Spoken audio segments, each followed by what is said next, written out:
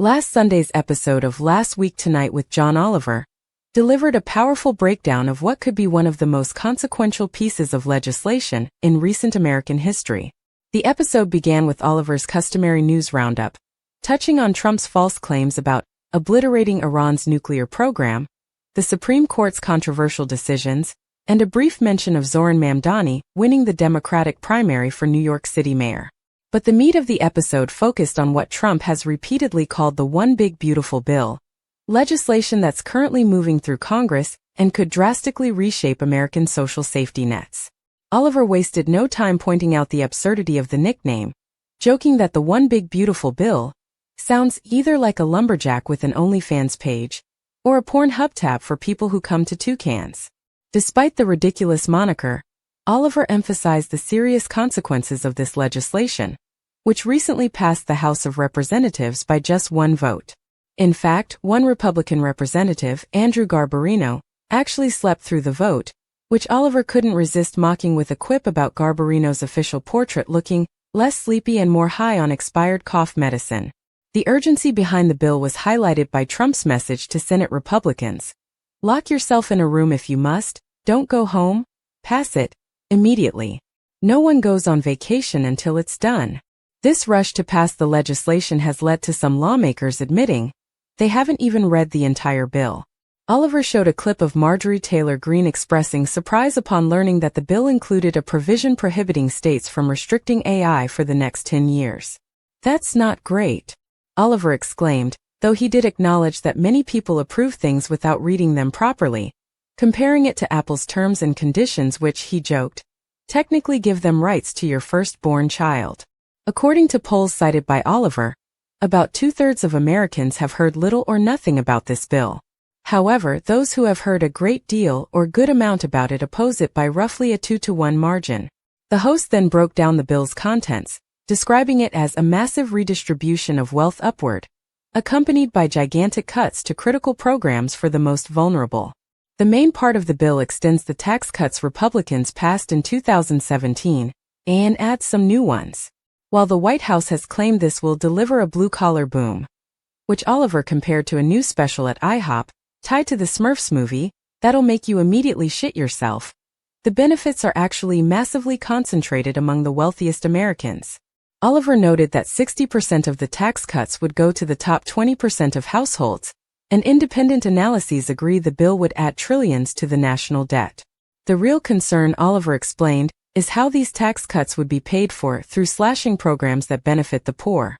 He focused on two key areas: healthcare and food assistance. For healthcare, the bill fails to extend tax credits for healthcare premiums under the ACA, Affordable Care Act, while adding paperwork that would make it harder for people to maintain their coverage. These seemingly minor changes could lead to 4.2 million people becoming uninsured. However, the primary target is Medicaid, the public insurance program for people with low incomes and disabilities. Despite Republican claims that they're preserving and strengthening Medicaid, Oliver pointed out that the math doesn't support these assertions. The bill adds work requirements for many low-income recipients who got coverage under Medicaid expansion, effectively removing millions from the rolls. Under the bill, to get Medicaid, people would have to prove they worked, volunteered, or went to school for 80 hours a month. This alone is projected to cause over 5 million Americans to lose coverage by the end of the decade. Oliver took aim at Mike Johnson and Dr. Oz, the current head of Medicare and Medicaid services, for their characterizations of Medicaid recipients as lazy freeloaders. Johnson described the program as intended for single mothers with 2 small children just trying to make it, not for 29-year-old males sitting on their couches playing video games. Oliver noted that this misrepresents reality, as most Medicaid enrollees are already working, with nearly 2 in 3 holding jobs. Most of the rest have disabilities, are caring for family members, or are attending school. Dr. Oz provided perhaps the strangest justification for work requirements, describing a bizarre hypothetical scenario about finding a stranger in your basement with health insurance you're paying for.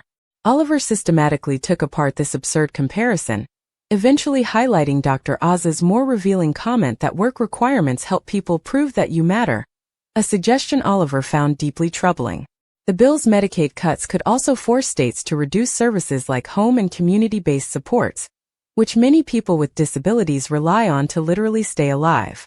Oliver showed a clip of a woman explaining that without Medicaid and her direct care workers, she would be dead. Additionally, rural hospitals across the country, which rely heavily on Medicaid funding, may be forced to reduce services, cut staff, or close altogether. The Congressional Budget Office estimates these healthcare provisions will result in 16 million more uninsured people by 2034. The second major target of the bill is SNAP, the Supplemental Nutrition Assistance Program, formerly known as food stamps, which currently serves more than 41 million Americans. The bill would reduce federal spending on SNAP by $287 billion over 10 years, largely through expanded work requirements. The bill would raise the age limit for work requirements from 54 to 64 and strip exemptions for veterans, people experiencing homelessness, and former foster youth.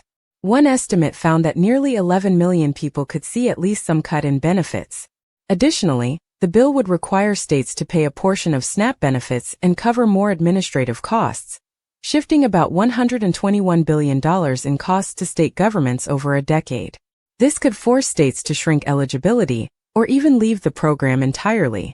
As the head of an Iowa food bank explained, food banks wouldn't be able to fill the gap, as for every meal his food bank provides, SNAP gives out 9 meals. Oliver emphasized that the administrative burdens created by work requirements are the real issue. Study after study has shown that work requirements don't increase employment, but do cause large drops in program participation, including among people who are still eligible. The paperwork, interviews, regular check-ins, and recertification processes create obstacles that often kick eligible people off these programs. One survey found that 40% of eligible non-participants in SNAP were deterred by the paperwork involved, and another 37% found the application too time-consuming. To illustrate this point, Oliver discussed Georgia's Pathways to Coverage program, which Republicans apparently used as a template for restructuring Medicaid.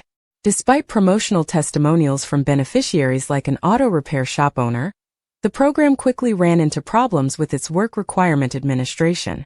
People faced significant challenges uploading employment documents monthly, with many giving up due to technical issues or lack of computer access.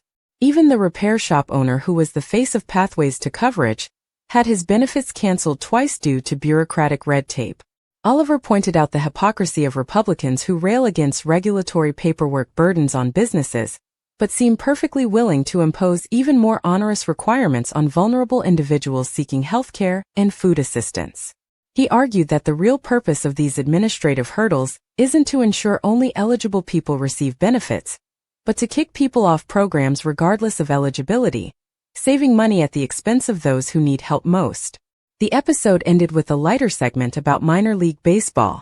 Oliver announced that, following through on a promise from a previous episode, he would be rebranding the Erie Seawolves as the Erie Moon Mammoths, named after a woolly mammoth skeleton discovered at the bottom of Lake Pleasant in 1991 by a scuba diver named George Moon. Oliver unveiled the team's new logo and introduced their new mascot, Fuzz E. Mammoth, announcing that the team would debut with their new identity on July 19th in a game against the Chesapeake Bay Sox, who would be playing as the Oyster Catchers. As the episode concluded, Oliver urged viewers to pay attention to the One Big Beautiful Bill, suggesting that if it becomes law, we're going to look back on it decades from now, the same way we look back at all the destructive shit Reagan did. He called for accountability for everyone who votes for the bill, ending with a colorful metaphor inspired by Senator John Kennedy's earlier comment about French kissing the final product. In a time when so many Americans are struggling with access to healthcare and food security, this episode of Last Week Tonight served as both an informative breakdown of complex legislation and a powerful call to attention about policies that could affect millions of vulnerable people across the country. Whether the bill ultimately passes or not, Oliver's detailed exploration of its provisions and potential impacts highlights the importance of understanding what's in the legislation our representatives are rushing to approve.